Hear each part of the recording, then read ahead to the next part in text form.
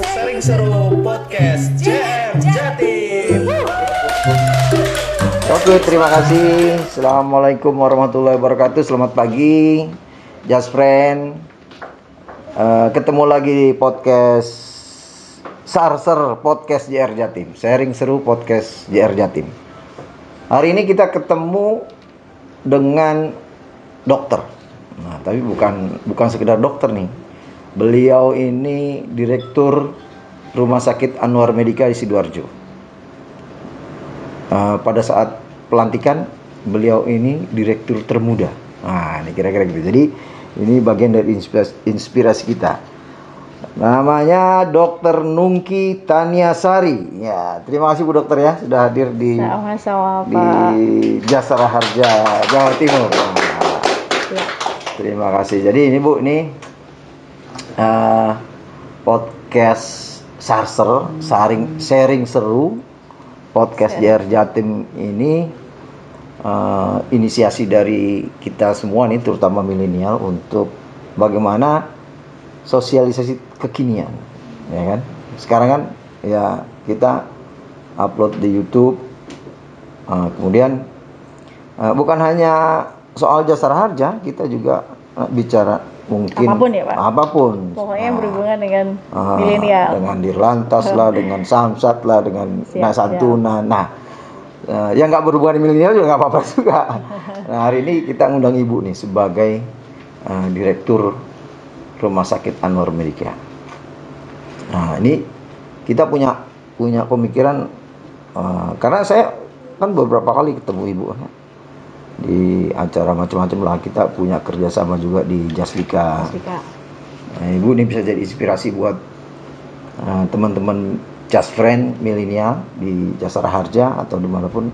Bagaimana pencapaian Ibu sampai ke titik ini ya, kira-kira gitu Bu. Mungkin yang nanti bisa dijelaskan. Kemudian Jaslika itu ya, Just Friend biar tahu kerjasama Jasara Harja dan Anwar Medika rumah sakit itu, ya nantilah Ibu yang elaborasi lah manfaatnya apa ya, nanti kita juga tambahkan. Itu masih kita jalankan untuk melakukan pembayaran santunan.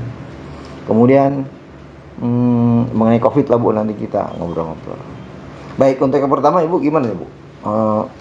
Apa yang bisa Ibu jadikan inspirasi buat teman-teman milenial? Untuk teman-teman milenial ya. Soal pencapaian Ibu, kok saya lihat kok masih muda tapi kok jadi direktur di rumah sakit besar. Iya, alhamdulillah. Saya sapa dulu teman-teman semuanya ya. Assalamualaikum warahmatullahi wabarakatuh. Waalaikumsalam warahmatullahi wabarakatuh. Selamat pagi, salam tangguh selalu, salam sehat selalu. Nah, kita harus selalu optimis karena di era pandemi sekarang ini mau nggak mau kita harus terus happy, terus bahagia, tetap stay safe, stay healthy, itu penting sekali ya. Nah, kesempatan pagi hari ini alhamdulillah kami sudah diundang oleh teman-teman dari Jasara Harja Jawa Timur untuk berbagi apa saja. Tadi Pak Hadi sudah menyampaikan berbagi apa saja untuk teman-teman pecinta sejati ini, untuk para pendengar pecinta Jasara Harja ya Pak. Kita namanya Just Friend Bu. Just Friend, namanya Just Friend. Jasara Harja Friend. Mungkin sedikit saya sharing dulu ya Pak Hadi, karena teman-teman mungkin diantaranya belum tahu atau belum pernah dengar nih Rumah Sakit Anwar Medika. Nah, sekilas saya cerita, Rumah Sakit Anwar Medika ini salah satu rumah sakit swasta. Kalau dulu kami urutan keberapa ya dulu ya? Kita rumah sakit swasta yang dulu terbesar di Sidoarjo bagian barat. Cuman saat ini, alhamdulillah dengan jumlah kapasitas tempat tidur kita saat ini, kita menjadi rumah sakit swasta yang terbesar di Sidoarjo. Jadi bukan di Sidoarjo Barat lagi, tapi di Sidoarjo. Kalau saya sendiri bergabung di Rumah Sakit Anwar Medika sudah 7 tahun. Sudah 7 tahun dan diberi amanah direktur sudah 5 tahun. Memang tantangannya cukup boleh dikatakan cukup berat dengan segala macam suka dukanya. Tapi intinya yang ingin saya sharing dengan teman-teman Just Friend semua yang rata-rata mungkin masih muda. Anak muda mau nggak mau harus punya sesuatu, harus bisa tampil beda. Istilahnya bahasa kerennya adalah diferensiasi, supaya kita punya value. Itu yang penting. Karena kalau sesama anak milenial, anak muda zaman sekarang, ketika kita nggak punya value, maka kita akan tampil sama seperti yang lainnya.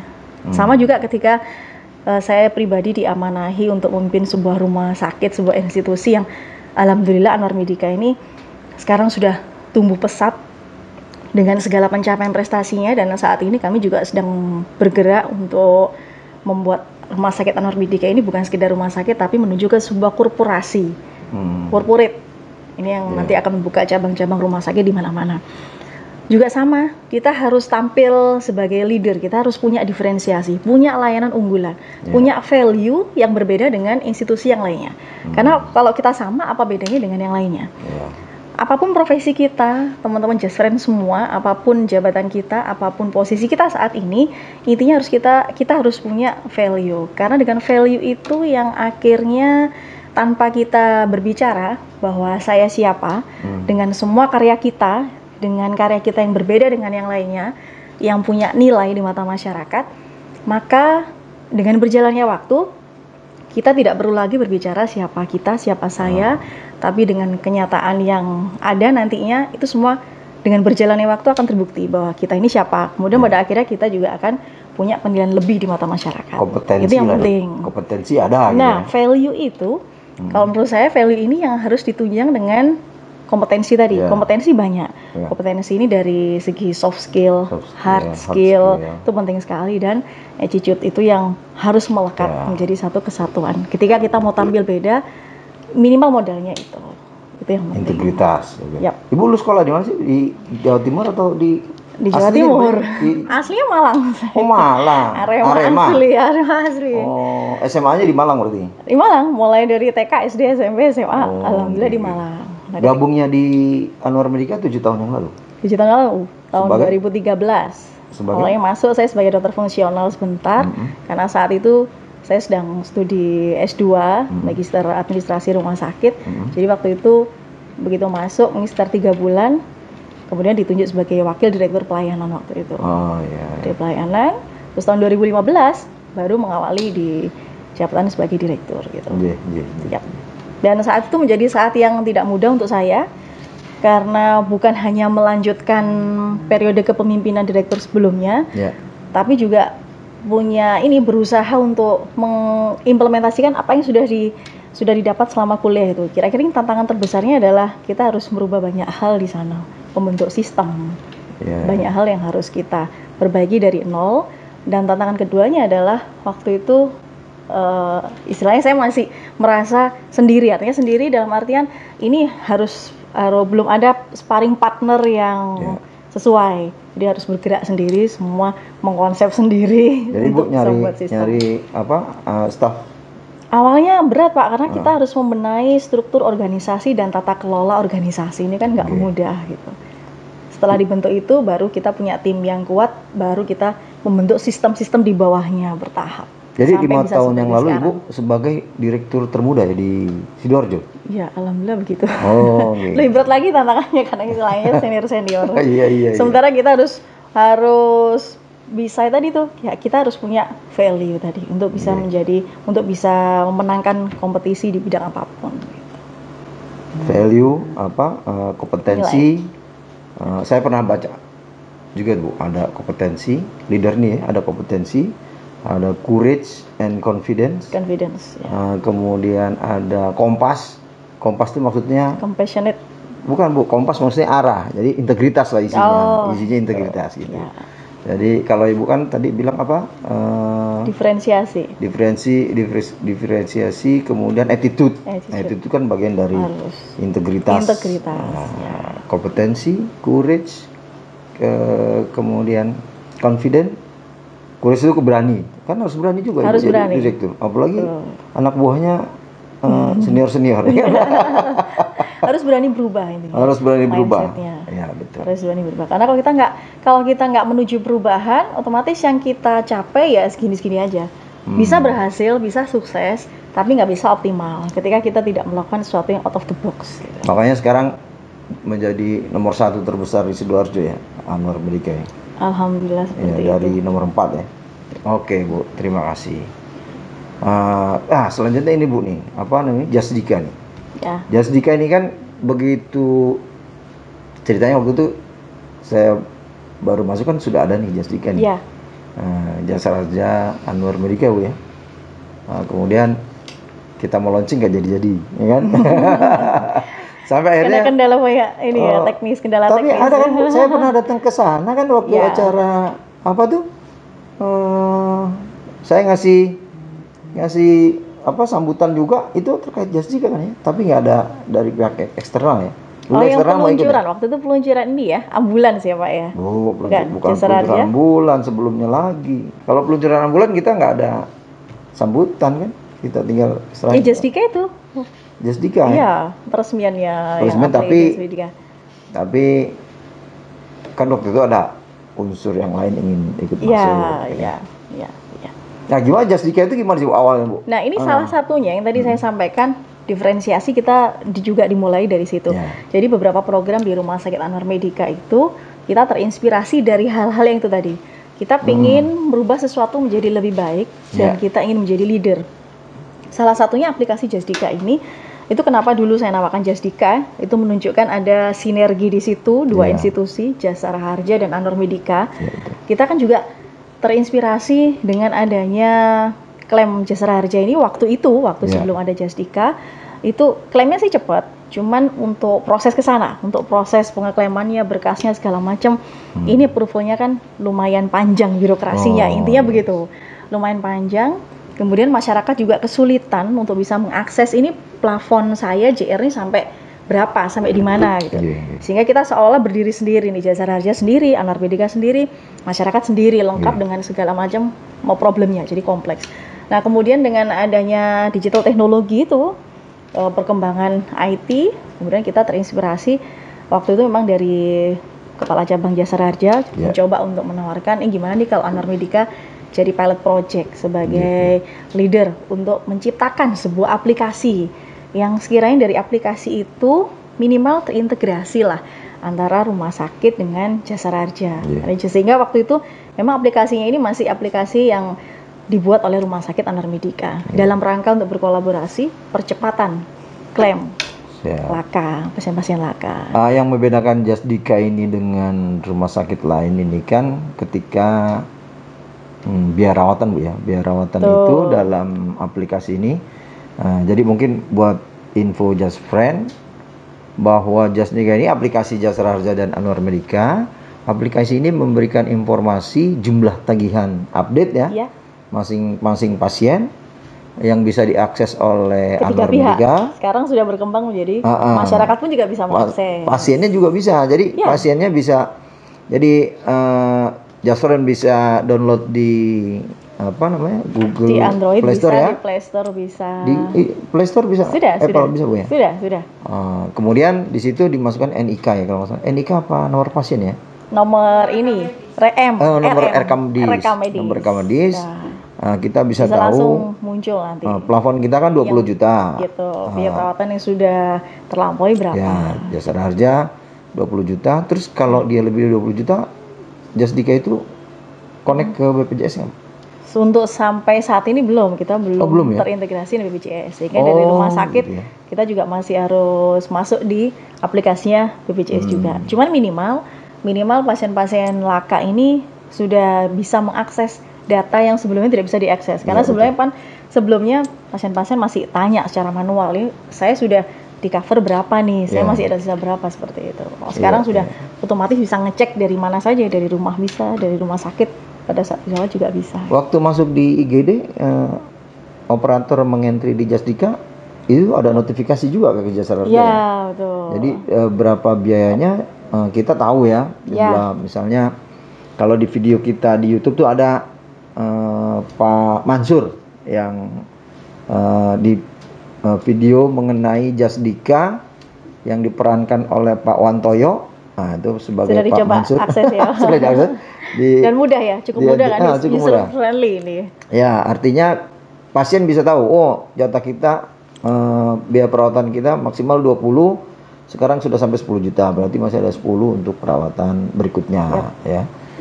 Kemudian Jasara Harja juga tahu ketika pasien ini kita mau transfer, jatahnya tuh biayanya tuh segitu sampai dengan rincian biaya. Nah ini yang bikin aplikasi ini juga anak muda, anak-anak Iya. muda di tim IT Rumah Sakit Anwar Medika Oke. ya Pak. Semua Bu, ini kan terdiri bagus dari sih Bu, artinya harusnya kalau dengan rumah sakit lain kan kita terima tagihan Tagihan. dengan dokumen. Setelah selesai perawatan. Setelah selesai Iya. perawatan, kita nggak tahu perkembangannya, pasien juga nggak tahu. Oh, nggak bisa Apa update. nggak bisa diberikan, boleh nggak diberikan ke rumah sakit lain?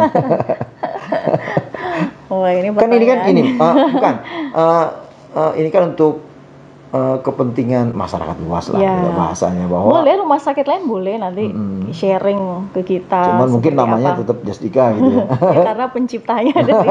Ini kan untuk mengenang nih, Ya. mengenang tim-tim IT rumah sakit yang Jadi keren-keren misalnya Bu, bisa bikin Justika aplikasi. Sumber Waluyo gitu, atau Justika Boleh. Bakti Husada. Rumah sakit mana itu.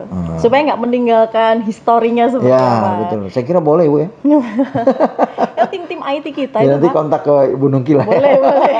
Hubungi WA di bawah ini. Tapi nawaitunya untuk ini Bu, nawaitunya untuk memberikan informasi yang lebih Ya. transparan ke pasien, Ya. ke masyarakat luas, bahwa kalau laka lantas di aplikasi Jasdika itu kita bisa monitor seberapa biaya kita yang sudah kita gunakan. Untuk menjamin Jadi kalau dia pindah Bu, transparansi. kalau dia pindah ke rumah sakit lain, putus berarti. Putus, karena kan ini masih aplikasi yang tadi Yang terintegrasi hanya hanya di dua Anwar institusi. Medika Ya. Ya harapannya mudah-mudahan bisa dikopas di rumah sakit lain ya Pak. Nah, Tentunya berarti dengan harapan Ibu ya? ide kreativitas masing-masing rumah sakit. Karena sekarang IT ini kan terus berkembang ya Pak ya.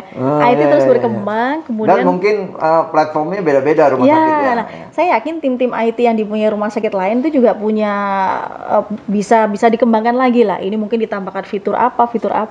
Ini menjadi tantangan lagi nih, kembali lagi ke tergantung rumah sakit masing-masing bagaimana mengembangkan itu. Istilahnya kita bikin basicnya nih. Suatu saat kita juga pasti akan mengembangkan itu sesuai dengan kebutuhan yang dibutuhkan pasien itu apa, yang dibutuhkan rumah sakit itu apa. Nah, menjadi tantangan untuk rumah sakit lain kalau mau mengembangkan ini sangat-sangat peluangnya masih sangat luas gitu. Artinya kan ini manfaat aplikasi ini kan buat masyarakat jelas ya. Jelas. Saya Dan mudah Pak, bukan dan hanya mudah. jelas dan mudah. Jadi nggak perlu nanya ke front office, Iya. itu juga menyulitkan kan, semuanya sudah bisa diakses bahkan dari rumah juga bisa. Saya download juga itu Justika. Justika pengen ya, Pak? tahu ya. Ya gampang lah ya. Ya Artinya sangat mudah. ya ini mungkin jadi inspirasi juga buat rumah sakit yang lain ya untuk membuat, karena kita juga jadi lebih mudah memverifikasi. Otomatis kan lebih cepat Lebih cepat transfernya. Ya, lebih cepat transfernya. Ya, masyarakat lebih cepat mendapatkan haknya. Nah, itu yang dia penting, tidak ya. dia Itu yang tidak membayarkan ke rumah sakit. Iya, kan kasihan juga kan Pak, sudah korban laka, dia secara psikis sudah ada beban psikis tersendiri ya, baik itu maupun nggak meninggal pun kan dia juga menyisakan luka ini untuk keluarganya. Betul. Nah, kita berusaha. Minggu lalu Bu, kami dengan Dirlantas itu kan melaunching THCS, kurang lebih THCS, sama ya. ya. Notifikasinya sama ya. THCS itu kan Hampir notifikasi sama. juga. Iya. Notifikasi ke Jasara Harja, notifikasi ke polisi bahwa ada laka di rumah sakit ini. Untuk garansi letternya. Untuk garansi letter. Ya. Di Anwar Medika juga ada THCS-nya. Ya, kita juga sebagai salah satu rumah sakit yang ditunjuk untuk Kerjasama THCS, untuk ya. THCS. Karena sebelumnya kita juga di tahun 2017 itu kita ditetapkan oleh Polresta Sidoarjo sebagai satu-satunya rumah sakit yang punya layanan TAC ini, Traffic Accident Center, pusat penanganan laka lantas, pelayanan kecelakaan lalu lintas di Anwar di Medika, Sidoarjo ya. Jadi kita sudah terintegrasi dengan Polresta. Seperti itu. Layanannya satu atap, one stop service. Jadi begitu ada korban laka, kita mulai dari evakuasinya, kemudian penanganan di IGD-nya, sampai perawatan yang membutuhkan tindakan-tindakan bedah di kamar operasi, sampai pulang kita perawatannya one stop service, termasuk berkas klaim segala macam, sehingga pasien nggak riwa-riwi ke banyak kantor begitu. Itu waktu itu kita yang mempelopori TAC di Sidoarjo. Oh, jadi TAC sudah ada dari dulu ya? Sudah Tapi ada. hanya Anwar Medika dan Polres Waktu Sidoarjo. itu Anwar Medika yang ditetapkan Sekarang ini oleh kan Polresta Sidoarjo. seluruh Jatim Ibu ada Sekarang seluruh Jatim. THCS. Cuman masih belum ke semua rumah sakit juga Iya. sih Pak. infonya kemarin itu 139 targetnya ya. dari 385 rumah sakit. Rumah sakit. Di Sidoarjo masih 2 rumah sakit Ya, yang itu. salah satunya Anwar Medika. Anwar Medika. Ya. Nah, itu akan dikembangkan terus menurut Pak Dirlantas minggu lalu sampai ke puskesmas. Oh, bisa yang diakses sampai melakukan, puskesmas. Yang melakukan rawat inap. Rumah rawat inap. Saya kira perlu juga Bu, karena kecelakaan kan bukan hanya di rumah sakit. rumah sakit. Ya. Kecelakaan lalu lintas itu kan di daerah juga banyak. Ya. Cuman mungkin ini ya perawatannya kok di puskesmas kan dia masih rawat inap yang sifatnya tidak memerlukan tindakan lebih lanjut Ya, sih Pak ya. betul. Ya, untuk kecelakaan-kecelakaan yang ringan mungkin ya. Oke, terima kasih Ibu. Kemudian yang perlu kita tahu nih Bu terkait COVID-19. COVID ya. COVID-19. Ibu kan dokter nih, pasti punya pengalaman terhadap COVID-19. Yang pertama yang jadi pertanyaan kita semua saya kira rapid test Bu. Rapid test. Rapid test yang itu lagi kan kemarin, heboh itu. Lagi viral di mana-mana. Rapid test saya kalau mau terbang itu kan itu harus rapid test, ya kan? Kemarin rapid test itu di suatu rumah sakit tuh ada teman-teman ada yang di lab ada yang 450. Sebelum terbit SK Menkes itu pasti. Mungkin ya, mungkin ya 450. Ada yang 300. Kemarin di rumah sakit ada yang 250. Ya. Ada yang di bandara itu 99.000. Ada operator penerbangan nawarkan 95.000. 95.000 ya. Ceritanya gimana Bu? Bu kan orang kesehatan mungkin tahu nih rapid test itu harganya piro ya? Iya. Jadi saya mencoba untuk menyampaikan juga ke masyarakat ya supaya nanti kita nggak termakan isu hoax gimana. Jadi begini, sebetulnya rapid test itu awalnya sama kayak ini Pak, sama kayak masker nih, sama kayak hand sanitizer. Ketika awal-awal pandemi, namanya juga demand-nya sangat tinggi, otomatis kan juga para supplier ini saya nggak berbicara apa yang dilakukan oleh supplier ya. Tapi intinya ketika barang itu langka pasti kan mahal. Permintaan banyak. Sementara demand sangat tinggi, seperti masker, hand sanitizer waktu awal-awal itu harganya nggak masuk akal. Tapi mau nggak mau rumah sakit ya harus beli karena itu bagian dari standar, bagian dari salah satu universal precaution. Sama seperti rapid diagnostic test ini juga sama.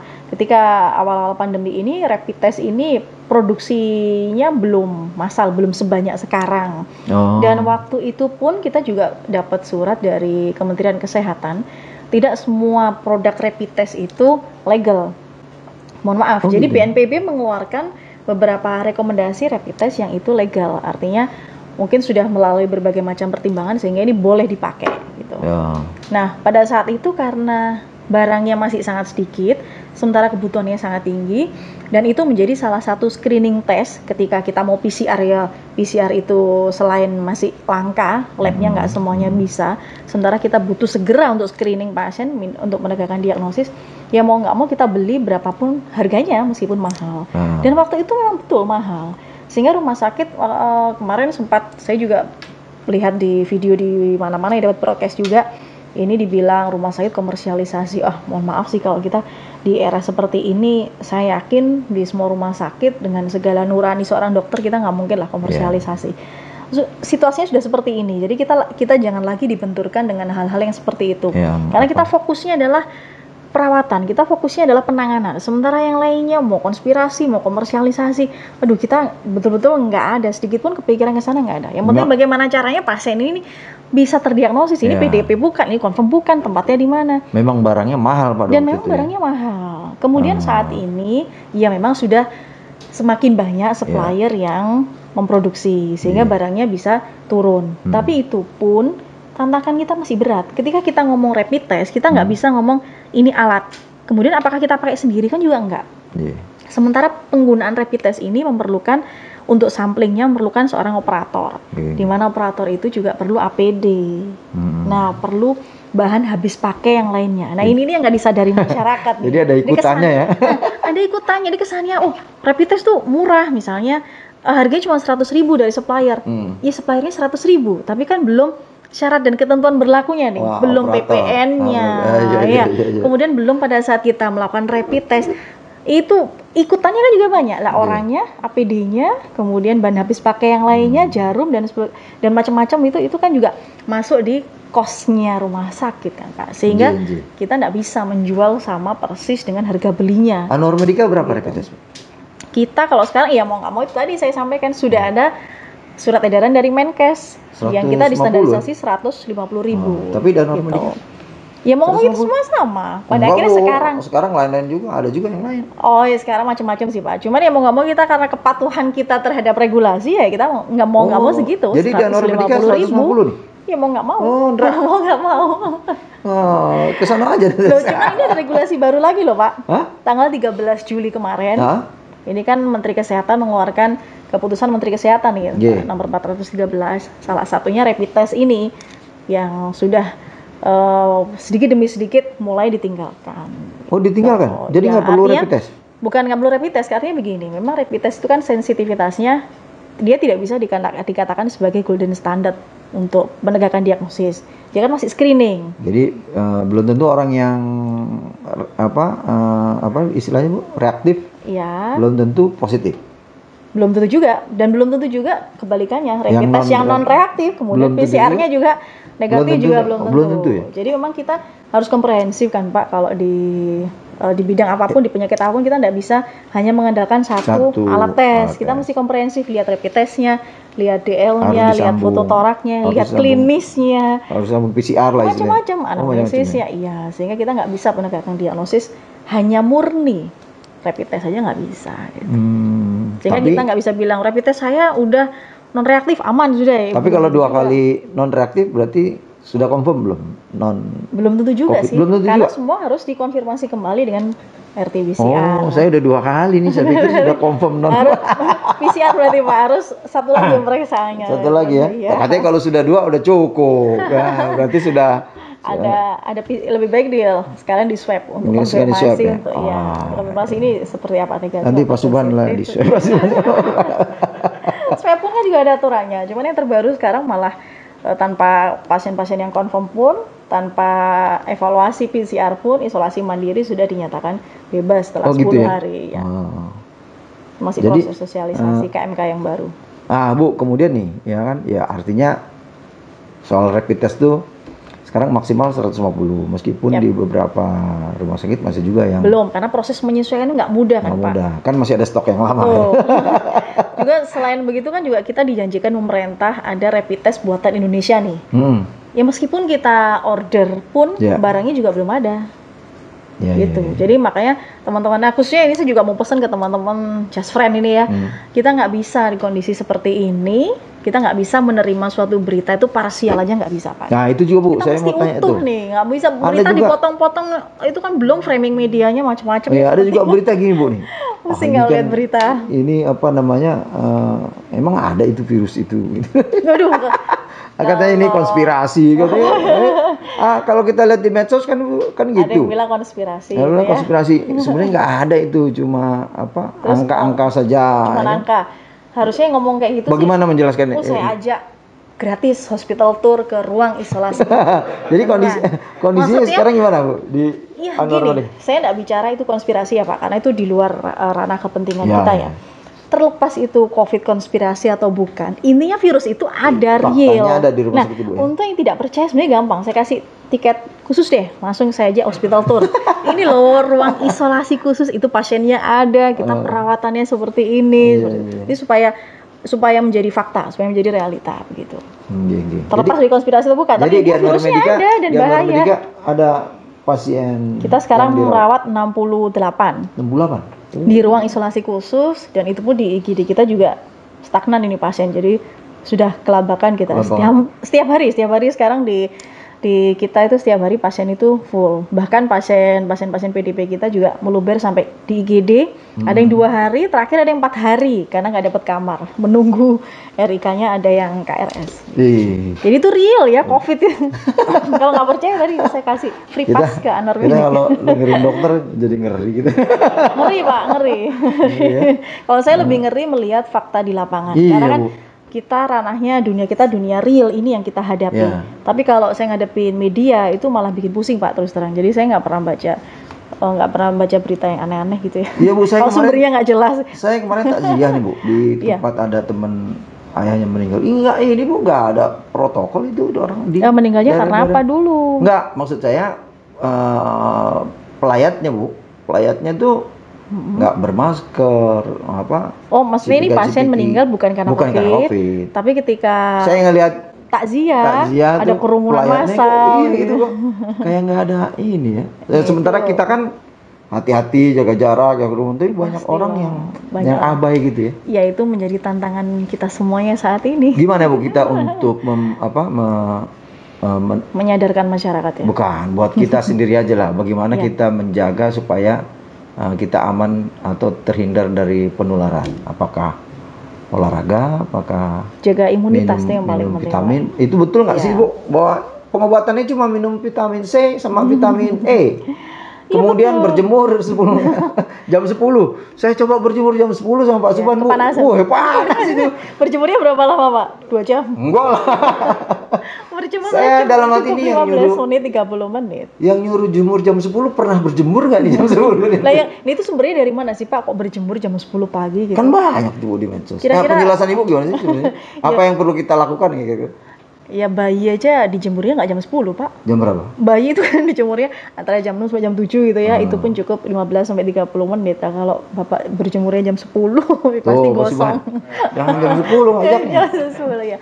Jadi gini, bukan cuma virus SARS-CoV-2 ini, bukan cuma masalah COVID, tapi semua virus memang self-limiting disease sebetulnya. Jadi virus ini maksudnya dengan daya tahan tubuh kita yang baik, sebetulnya virus ini akan mati dengan sendirinya. Kira-kira setelah 5-7 hari akan mati dengan sendirinya. Cuman yang jadi masalah SARS-CoV-2 ini kan sangat unik. Jadi dengan segala macam sekarang apalagi virus ini sudah bermutasi ya, sehingga menyebabkan serangan ke tubuh ini menjadi reaksinya menjadi macam-macam, reseptornya juga menjadi macam-macam, nggak lagi cuma di paru. Dan yang membuat dia bahaya ini karena penyebarannya tadi. Selama kita berusaha menjaga imunitas dengan baik, kan prinsipnya begitu. Ada teori epidemiologi itu ada host, ada berjamu, ada environment. Kalau kita ingin nggak pengen ketempelan virus apapun, bukan cuma COVID ya. Misalnya kita yang paling gampang saya contohkan adalah pada saat musim penghujan misalnya. Musim penghujan, peralihan dari musim kemarau ke musim penghujan. Itu kan pasti banyak yang sakit flu. Kenapa ada orang yang sakit flu, kenapa ada yang enggak? Ya karena daya tahan tubuh dia bagus. Bisa jadi di ruangan ini banyak virus. Tapi karena daya tahan tubuh kita bagus, terus lingkungan kita juga bagus, ya otomatis kita menjadi daya tahan tubuh kita menjadi bagus, imunnya menjadi bagus. Jadi nggak gampang sakit. Dan sebaliknya orang yang gampang sakit ya karena status imunnya ini yang lemah. Gimana meningkatkan imunnya itu, Bu? Betul itu dengan vitamin C. Lifestyle, Pak. Lifestyle. Jadi itu satu kesatuan, nggak bisa dipisahkan. Jadi dengan gaya hidup yang sehat. Gaya hidup sehat ini dia satu paket, nggak bisa kita ambil sedikit-sedikit, nggak bisa kita ambil makannya aja, nggak bisa. Ya makan dengan gizi yang seimbang, kemudian jaga pola tidurnya, pola istirahat kita, bebas stres. Bagaimana kita mengendalikan stres, karena kalau nggak stres kan nggak mungkin, namanya orang hidup pasti stres. Cuman pengendalian stres itu yang penting. Dan olahraga ya? Olahraga itu termasuk meningkatkan imunitas ya? Salah satunya itu. Olahraga itu banyak Pak, meningkatkan imunitas, juga untuk detoksifikasi juga. Cuman kan masalah di masyarakat olahraga itu adalah masalah kemauan ya. Iya betul. Antara niat dan mau enggaknya, sempat enggaknya. Ibu kan nakes anggotanya, staf Ibu kan risikonya tinggi tuh. Betul. Bagaimana? Kita ODR, orang dalam risiko tinggi. Bagaimana mempertahankan imunitas anggota itu? Apa Ibu paksakan suruh olahraga? Iya, tapi kembali lagi kunci itu sama, cuman bedanya adalah di rumah sakit kita lebih ekstra. Jadi misalnya kalau orang awam itu dengan gizi seimbang, kalau di rumah sakit kita ekstra diberikan ekstra fooding. Jadi di rumah sakit untuk semua nakes kita berikan ekstra fooding. Itu ekstra fooding itu apa? Jadi gizi kita pasien ini ya, nakes-nakes kita yang di ruang isolasi khusus itu kita berikan dengan gizi seimbang, ditambah ekstra fooding lagi, ditambah telur, ditambah susu, ditambah pisang, ada buah, begitu. Setiap hari. Terus olahraga juga? Olahraga wajib. Iya. Saya pun sering absen, teman-teman juga. Ini harus dalam seminggu ini harus ada upload foto nih bukti olahraga. Karena olahraga kan bisa di mana saja. Masukin dalam grupnya gitu. Iya, harus buktinya. Ini sudah olahraga. Contohnya nih. Bukti. Petugasan. Jangan-jangan cuma foto aja, pakai training foto sudah. Itu anak milenial banget tuh. Nggak kalinya begitu. Iya ya. Nanti pakai training doang. Tapi saya masih punya cara lagi Pak. Kalau sekedar upload foto, biasanya saya suka godain, ini sekedar foto, setelah itu tidur atau memang bener olahraga? Nah, cara membuktikannya gampang. Gimana tuh? Jadi coba upload foto naik turun tangga yang kita ada 10 kali aja, tapi di video. Nah itu kan beneran kan, kalau itu baru olahraga bener, nggak bisa bohong kalau itu. Iya.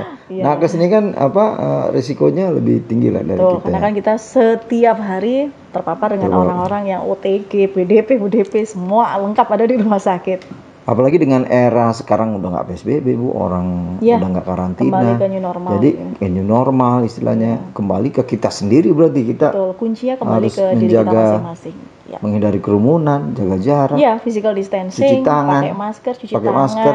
Sudah imun. Pakai maskernya gimana Bu? Ibu tadi Ya. mencontohkan cara kayak saya ini salah. Iya salah. Ini Pak. Taruh di leher salah ya? Salah. Sudah banyak benernya itu kalau dicantolin di dagu salah. Jadi masker ketika nggak kita pakai, kita harus tutup seperti ini. Jadi yang bagian kotornya intinya nggak boleh bercampur dengan bagian bersih. Ini kan kalau yang lapisan luarnya itu kan bagian kotor, yang dalam yang udah bersih. Kasih tisu begini supaya dia nggak tercampur dengan udara luar, dan yang kotor di bawah gitu. Nanti kita pakai. Ya, jadi kalau dimanapun kita berada, ketika kita ngelepas masker, kita bisa pakai seperti ini, tisu kita bisa, atau kertas. Intinya yang dia nggak boleh sekedar bagian kotornya, harus berada di bawah. Gitu. Oke Bu Nungki, terima kasih. Bu sudah lewat nih Bu. Udah lewat 30 menit. Nggak terasa ya Pak, kalau kita ngobrol lagi. Iya. Ibu terima kasih nih informasinya. Sama-sama. Mudah-mudahan bermanfaat buat teman-teman Just Friend. Saya juga pernah ke Anwar Medika tuh bawa itu Bu ya, mobil ambulan nih, pernah kita serahkan ke Anwar Medika. Gimana kabarnya Bu? Masih di operasional? Sangat bermanfaat, apalagi sekarang di era COVID seperti ini ya Pak ya, sangat bermanfaat ya. Kita tetap kekurangan ambulan loh Pak. Tetap ya, ada berapa sih sekarang? Kita sekarang punya 3. Punya 3 ambulans kita, yang 1 ambulans jenazah. Kita tetap kurang Pak. Mungkin barangkali Jasa Raja punya rezeki berlebih. Ya. Mana Pak Diki? Pak Diki kan? Ada rezeki berlebih, boleh disalurkan. Kita beneran saya bermanfaat Pak. Jadi kita 3 ambulan pun sekarang dengan adanya COVID ini juga nggak nutup juga. Kalau dulu kan kita pakai untuk ini ya, evakuasi pasien-pasien laka. Ya. Nah sekarang ketambahan COVID begini, wah untuk transportasi, untuk evakuasi pasien-pasien COVID. Boleh ditambah kalau ada rezeki Pak. Nanti kita laporkan ke Pak Diki. Siap.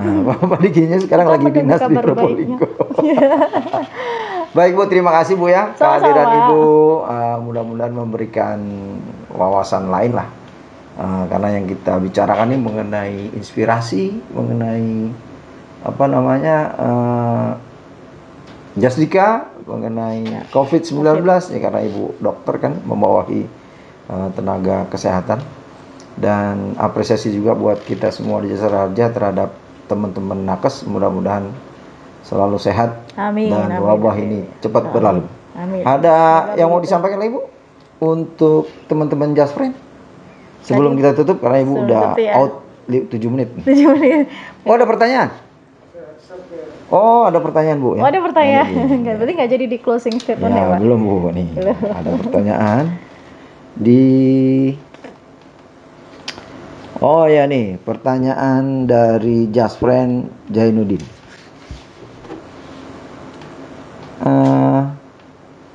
Bu, bagaimana cara mengelola SDM yang milenial di RS Anwar Medika? Apa strategi RS Anwar Medika di era industri 4.0? Mohon tanggapan Bu. Jadi gini Bu, kita ini kan Bu nih. Keren. Ibu masuk milenial apa kolonial?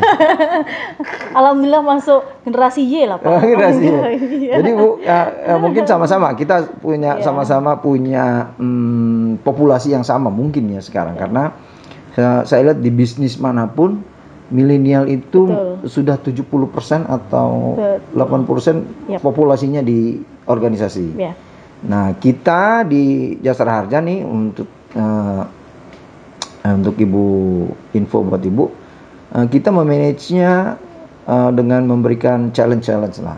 Kemudian kita bikin ada ruang milenial, ada spirit of milenial. Itu sudah dijawab Pak Suhadi. Itu di Jasa Raja. Kan beda dengan tenaga kesehatan. Sebetulnya hampir sama. Kira-kira ini Pak Just Friend Zainuddin nih ingin tanggapan Ibu nih di rumah sakit itu kayak apa sih gitu? Pasti yang nanya juga milenial ya Pak ya. Iya. Kalau saya pertama, kita alhamdulillah di Anwar Medica itu usia kita masih di usia milenial. Sebagian besar karyawan kita 60% lebih itu di usia produktif. Itu kita diuntungkan dengan itu dulu. Sehingga begitu kita berada di lingkungan yang milenial tadi, kita akan lebih mudah karena ya tadi milenialnya dia lebih mendominasi. Betul, ya tadi saya setuju. Dan kita juga sudah melakukan itu sih Pak. Yang pertama, yang namanya kaum milenial itu pasti butuh ruang untuk berekspresi. Pasti butuh istilahnya apa? Eksistensi diri bahasa kerennya. Itu kita berikan ruang di sana, kemudian kita berikan challenge apapun itu, supaya apa? Supaya dia nyaman dulu ketika bekerja. Kita cari kuncinya adalah ketika dia nyaman dan punya passion dulu ketika bekerja. Karena kalau enggak kita ajak untuk bergerak, kita ajak untuk berubah jauh lebih baik, itu kita kesulitan. Jadi kita buat mereka nyaman dulu. Begitu kita buat mereka nyaman, baru kita lecut bersama, kita kasih challenge. Ini loh, kita sampaikan fakta yang ada dulu, kemudian kita samakan visi dulu. Kita samakan visi bahwa kita harus bersaing nih. Tetangga sebelah sudah begini, dunia sudah begini, maka kita harus begini. Nah, itu pertama yang harus kita lakukan dulu. Target begitu. Kita kasih challenge, dan beneran dengan adanya target itu, kemudian apa yang akan kita berikan. Nah, ini menjadi sebuah istilahnya stimulus lah untuk milenial. Oh, yang seperti itu. Oke Bu, berikutnya Bu, nih kita bacain aja nih Bu, nih beberapa aja ya. Dari Edweni Yudit. Ibu, kalau ada ibu hamil periksa di Anwar Medica, apa aman? Aman sekali. Kenapa saya katakan aman sekali? Karena kita pada saat ditunjuk dari Menkes, kita sebagai rumah sakit rujukan, itu kita sudah berusaha sedemikian rupa untuk gedung pelayanan COVID dan non-COVID itu kita bedakan. Gedungnya aja beda. Ya, gedung pelayanannya beda. Jadi ruang isolasi itu terlokalisir di area sebelah utara yang dekat barat, sementara yang non-COVID di luar yang itu. Yang di depan. Ya, jadi lebih aman. Jadi untuk yang ibu hamil nggak ada masalah, tetap aja. Malah tetap harus kontrol rutin. Ruang VK-nya pun juga kita ada 2 Pak. Kita punya VK COVID, punya VK non-COVID. Jadi untuk ibu-ibu hamil saat ini ternyata yang PDP yang confirm juga banyak. Sehingga kita buat fasilitas itu tadi. OK-nya pun ketika akan bersalin ternyata nggak bisa parto spontan, nggak bisa lahir normal, harus SC misalnya, kita juga menyediakan ini OK COVID, ini non-COVID, sudah kita bedakan. Jadi insya Allah ini untuk kenyamanan. Oke, Jasmine yang hamil monggo periksa di Anwar Medica. Yang belum hamil mau hamil juga monggo. Kemudian Bu, dari @ninis7678, izin bertanya bagaimana menjaga kinerja pegawai di era pandemi ini. Apa ada tips dari Ibu Dokter? Oh, tadi sudah terjawab ya? Ya. Banyak itu olahraga, kemudian gizi seimbang ya kira-kira gitu. Yap. Kemudian dari @Sony Sumono, lagi booming sepedahan nih Bu. Gimana protokolnya? Terus benarkah bisa menyebar via udara? Oh iya betul Bu. Katanya airborne. Isunya airborne ya. Ya. Gimana Bu? Kalau yang airborne ini masih pro kontra. Maksudnya masih jurnal-jurnal penelitian masih 50-50. Belum yang 100% bahwa ini airborne belum. Cuman kalau aerosol iya, dengan kita stimulus misalnya dengan nebulizer itu iya betul dia akan menyebar. Maksudnya gimana sih Bu aerosol? Aerosol itu memang kita buat. Jadi misalnya pasien-pasien yang biasanya di nebul, pasien-pasien asma nih, kalau kita nebulizer nih virusnya kemana-mana. Pasien yang kita resusitasi, itu pasti nanti virusnya kemana-mana. Waktu aerosol. Kita lakukan sebuah tindakan di situ. Dia betul, dia akan menyebar. Tapi kalau untuk yang airborne infection, karena misalnya kita di udara bebas gitu begini, yaitu masih boleh dikatakan belum 100% itu kebenarannya, masih 50-50. Cuman terlepas dari itu semua tetap kewaspadaan kita sebenarnya sama. Nah tadi kalau yang sekarang tadi ditanyakan, sekarang lagi hobi ngowes, tetap sama protokolnya. Jangan lupa cuci tangan, pakai masker, physical distancing. Jadi ngowesnya memang lebih aman ya sendirian aja, nggak usah yang komunitas bareng-bareng. Terus masker juga jangan ditinggal. Tetap kita pakai masker. Bu, ini juga Bu, olahraga dengan masker ini Bu, itu aman apa enggak Bu? Aman. Maksudnya nggak amannya gimana? Nggak, kan katanya ketika kita berolahraga dengan masker, kan ada dokter juga tuh di media sosial yang menyatakan ketika kita berolahraga pakai masker, tubuh kita membutuhkan oksigen banyak tapi terhalang oleh masker sehingga kita kekurangan oksigen. Oh iya, jadi begini, maskernya kan misalnya kayak Pak Suhadi itu ya surgical mask ya, masker bedah. atau masker kain, itu kan tetap ada celah-celah kita masih bisa menghirup udara, Pak. Ya, artinya iya, kurang oksigen juga masih bisa kita hirup. Nggak kekurangan Oh, badan? enggak lah. Kecuali kalau kita pakai masker khusus ya, APD level 3 seperti yang di rumah sakit, masker N95 misalnya. Oh, masker N95 itu terus kemudian kita pakai olahraga, wah itu luar biasa, kita pasti akan sesek. Cuman kalau yang kita orang awam kan kita nggak mungkin pakai masker N95, itu kan protokol yang ada di rumah sakit itu APD level 3 sudah. Jadi kalau APD level 1 seperti ini, kita pakai surgical mask, pakai masker bedah begini, pakai masker kain, tetap aman. Buktinya kita masih bisa kan ketika kita pakai masker, kita masih bisa bicara, masih bisa nyanyi. Artinya kan oksigen masih bisa sirkulasinya bebas. Tapi kalau olahraga Bu, aman aja. Ini kan agak berat juga olahraga tuh kita. Ya, cuman kan tetap ada oksigen yang bisa kita tetap bisa keluar masuk dengan Jadi bebas. Ibu bermazhab lebih bagus olahraga dengan masker. Iya harus, karena itu bagian dari protokol pencegahan COVID di mana-mana, entah olahraga di layanan publik di mana-mana itu protokolnya sudah. Oke. Untuk keamanan. Terima kasih Ibu. Nah, sudah pertanyaannya Pak ya. Segmen pertanyaan sudah beberapa aja kita mewakili Just Friend. Terima kasih atas kehadiran Ibu, mudah-mudahan sehat Ibu dan staf semua ya dan keluarga. Kita ketemu lagi di podcast berikutnya. Kemudian jangan lupa like, follow, and subscribe. Dan komen di komen di YouTube dan IG nih Bu, nanti kita kasih ini. Kita kasih giveaway, nanti kita kasih penghargaan. Ya, silakan teman Just Friend yang mau komen, saran, kritik atau tanya, nanti kita WA ke Ibu pertanyaan. Boleh Japri. Baik, terima kasih Bu ya sekali lagi. Sama-sama ya Pak, terima kasih, mudah-mudahan bermanfaat. Mudah-mudahan menginspirasi dan menambah semangat Just Friend semuanya. Kita selalu sehat, yang penting Bu jaga kesehatan kita. Teman-teman juga selalu sehat, Just Friend dimanapun berada. Jaga jarak, cuci tangan, hindari penularan COVID-19. Sekian. Assalamualaikum warahmatullahi wabarakatuh. Terima kasih Bu Dok. Terima kasih. Sering seru podcast JM Jatim.